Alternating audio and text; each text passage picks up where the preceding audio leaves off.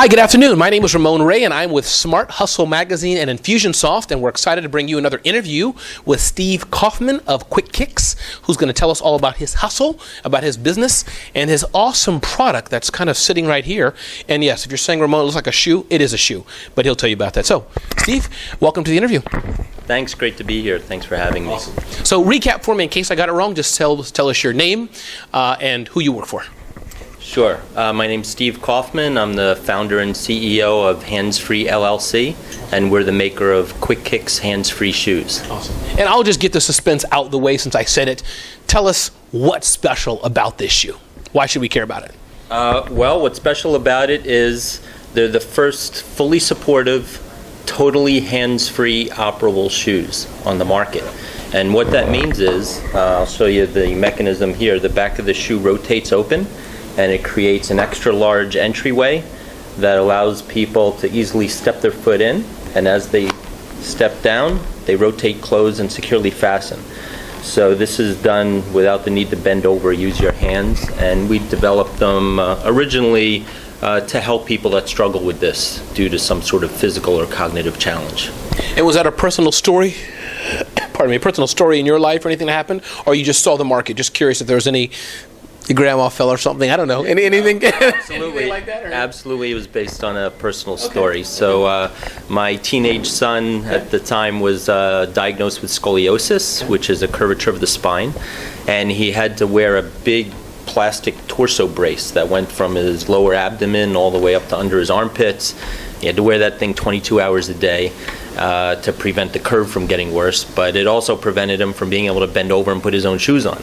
So myself and my wife were enlisted for the task every day to put his shoes on and off, and after a while the light bulb went off and said, boy, wouldn't it be nice if someone in his condition could just step into their shoes and have them securely fastened without having to bend over or use their hands, so people like him could regain some of their independence and self-esteem, not having other people do it for them.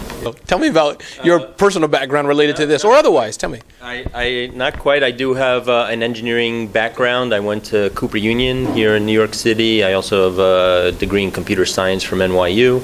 I worked as a robotics engineer for a bit in Japan. And then, strangely enough, I was in the retail food business for many, many years before I got this idea and started to work on the development of Quikiks. Awesome. So definitely not in my field or within my domain expertise, but I've been pursuing it for over 6 years now. And so can you give us a roadmap, Stephen, of your journey? Meaning when you first had the idea, and it's 6 years, I know, but as best a broad roadmap. When you first started it to now, what are some of the milestones? What's happened? I'm sure patenting will come in there. Sure. Design comes in there. Manufacturing, you had to test it. Maybe you had to order, maybe not. I don't know. Give us as best you can. Walk us through from, the journey, your hustle. All right. Well, like I said, the initial light bulb went off because it was a problem we were dealing with day to day with my son in his brace, getting his shoes on and off. I got to think it would be a good idea, did some research, and found out there seems to be a lot of other people with a lot of other conditions that have difficulty putting on their own shoes for various reasons, whether it be spinal cord injuries or hand and arm amputees or debilitating arthritis sufferers, people struggling with obesity or cognitive issues like autism. The list goes on and on. Even the temporarily needy, like people who have undergone hip replacement surgery, have many months of a difficult rehab period where they can't put their shoes on. So it's really an extensive list of varied people. So I definitely thought it was worthwhile to pursue.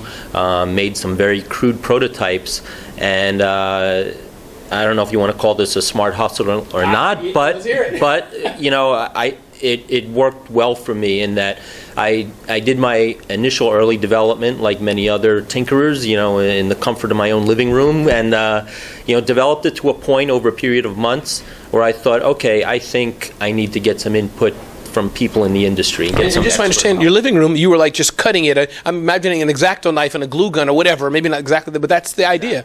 Okay. That's the way it was. Okay. It's as if you were there. Okay. And with my crude prototype, I went ahead and booked a trade show at a major national orthopedic trade show, and took out a tabletop booth with my crude prototype, and basically, put out a sign, I want to talk to anyone who will stop to talk to me. What do you think of my idea? I'm looking for manufacturers, I'm looking for partners, I'm looking for potential licensees of my technology.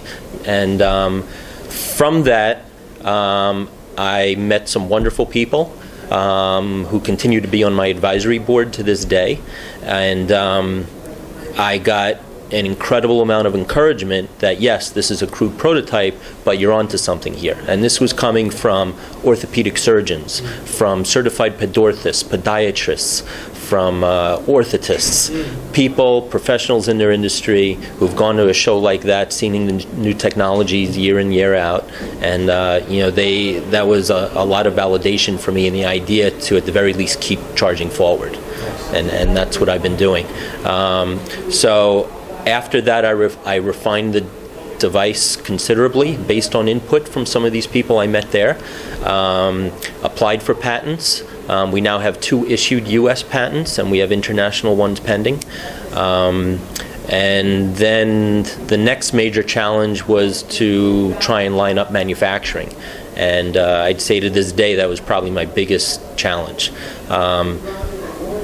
While these look like typical shoes, there's a lot going on in there that you don't see. And so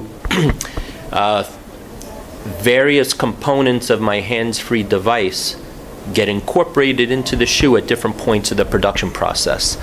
And so that kind of really throws a wrench into many, especially volume manufacturers. I looked first to get them produced in China and kind of spun my wheels there for a few years, working with different manufacturers, and we both eventually threw up our arms with each other. They wanted orders, and they were producing lousy samples, and it just wasn't a good fit. And then I found my current manufacturer that I'm working with now, who happens to be in Mexico. It's a smaller shop. They do more detail work, and he's been working with me now for well over 2 years, finally tweaking our production process and getting things down to the point where we're ready to go into manufacturing and onto the market. Right. And are sales being generated right now, or are you selling something, or is it still building and prototyping, et cetera? We are selling right now. We've taken some pre-orders. Some of those have been fulfilled. We finished our production tooling in December 2014. And production tooling, we hear that a lot on Shark Tank. That's the thing where you need, that's the expensive thing that could be a few $100,000 that the manufacturer produces, or am I wrong? What's production tooling? Yeah, that's pretty much right. So the components of the hands-free mechanism that are in the shoe, there's various plastic and metal parts, and those need injection molds and things like that, so that kind of tooling. And then furthermore, when you're producing shoes, obviously you're producing in various sizes, and so there's different patterns, and these bottom soles all have molds as well, and you need them for the different sizes of shoes, and for ladies and for men's. So there's a lot of molds that need to be cut and produced. It is fairly capital intensive, and that finally was completed in December 2014, so we're production ready now. We took in our first mini production order. Those shoes have started to go out. We have our next production run in place now. It's being produced. We should be getting that sometime around the end of April 2015.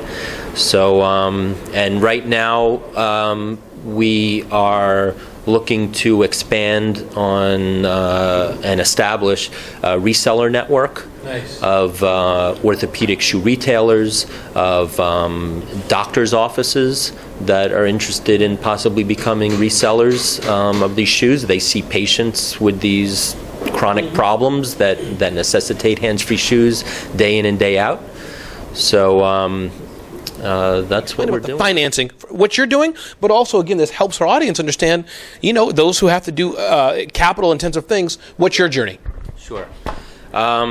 Well, initially it was self-funded. I brought in a friend and family type of angel investor rather early on, who's been funding the majority of the development and the patent prosecution, etc., which is rather expensive, and tooling costs.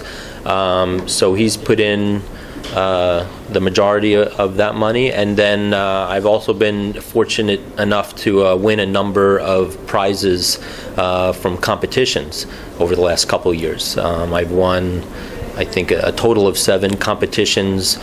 Several of them have had cash prizes, including 2 business plan competitions, a couple of pitch competitions. So all of that prize money, which has amounted to somewhere on the order of $30,000, has all been going into the pot as well. And can you talk about, and give us any numbers if you can. If you can't, no problem. But is this up to date, a few $100,000 investment? Is this a few $1 million? Can you give us an idea of what this is like, to produce this, to get to this far, whatever numbers you can share? So to date, it's on the order of 200,000.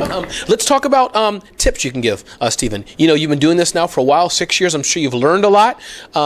Well, first, let me ask you, as far as a tip, anything you do differently. Can you think and say, Ramon, man, if I could rewind 6 years or last week or an hour ago, I would definitely or possibly not do this. And then let's lead that into what advice you can give for others, who, whether they have you would call this not a services business, a product business, you call it, or not. So what would you do different, if any? And then what can we learn from others? Sure. I think as early as possible, and I've certainly had room to move this back in the timeline had I been able to do things over. Try and either get sales traction, or some kind of reliable read on the market, what they're willing to pay, and and if it's not the end consumer, like in my case, I'm looking to establish a reseller network, try and get some commitments from them as early on in the process that you can get that, for that validation, which seems pretty common thought these days, with the lean startup and methodology and these kind of things, is to get that feedback really early. So I think that would have helped. It would help get additional investment earlier on, and when we go to market, it would have helped get product out faster. So yeah. So what I'm hearing is you may 3 years ago, or whatever the timeline is, a year ago, I'm making it up, just what I'm hearing is you may have taken that shoe, or a worse, as it were, version of it, and trying to say, making it up, JCPenney's or whoever, the doctors, hey, would you like to already commit to maybe buying 100 or something like that? Am I right? Yeah, something like that. Try and take what you have earlier on, get it out in the market, and get that early validation. Frankly, it's been difficult for me to get commitments from people because I have no inventory to sell. So it's just, they don't have that incentive really to give me orders that could be months or years in advance of actually receiving it. That being said, to try and get those pre-orders or that early validation is extremely important. So that's part of the hustle that's got to be built in. Like Damon John talked about how he took his FUBU sweatshirts or t-shirts, can't remember which t-shirt, sweatshirt, or jacket, and he put it on different wrappers. He had one or like a few, put it on different wrappers, and okay, thanks, shoot, I need it back. Go to the next guy, kind of like his one shoe, right. And that. But he did it. Another thing I appreciate about you, Stephen, because we've come across each other in several events and things. You are a hustler. You've been at several media events, PR events, business plan events, etc. So kudos to you. Hats off. You definitely embody, I think, what the smart hustle is all about. So. Thank you very much. That's another piece of advice, is exactly that, is to put yourself out there. Because you can't do this alone. Yes. There's no way you can start a new company alone. And whatever it is you need, whether it's co-founders or help, or you want to crowdsource activity, or you need funding, or whatever it is, nurturing that network is so important. And yes, I've been in this for years, and have had the time to nurture a wonderful network of people and professionals. that I can go to for support and advice. And so I can't emphasize the importance of putting yourself out there. Don't be afraid to talk about your idea, and it's a big secret. And it's so hard to get a new business off the ground. Don't be afraid people are going to steal your idea and stuff like that. Put it out there, talk about it, go to events, go to PR events, go to meetups, whatever it is, and try and get other people excited. And you'll feed off their energy too. As you excite other people, they excite you, and it helps recharge your batteries and keep you going through the hard times. No, that is awesome advice. I have to say, it's certainly been a roller coaster for me, and when I start feeling down or something like that, I book myself a trade show, and I show my shoe samples, and I get people they're like, wow, these are great. I had an aunt that had a stroke last month that needs this or whatever, and I feed off that energy, and it's like I got to keep going because it really helps a lot. So that's my personal strategy. No, that is powerful, Stephen. Anything I didn't ask you? We gave advice. We talked about your journey for sure, and I'm just excited. I'm happy to just be in the same room as you. So anything I didn't share, anything you wanted to share, or anything else? That's pretty much the extent of the journey. Like I said, we're on the verge of really going to market now, and if anybody has a hard time putting their shoes on, we can help. So please get in touch. I love it. So I'm Ramon Ray, and with Smart Hustle Magazine and Infusionsoft, and this is the awesome hustler, smart hustler, Steve Kaufman of Quikiks. So can you hold your shoe up again, Steve? So that's Steve. So thank you very much. Thank you. It was a pleasure.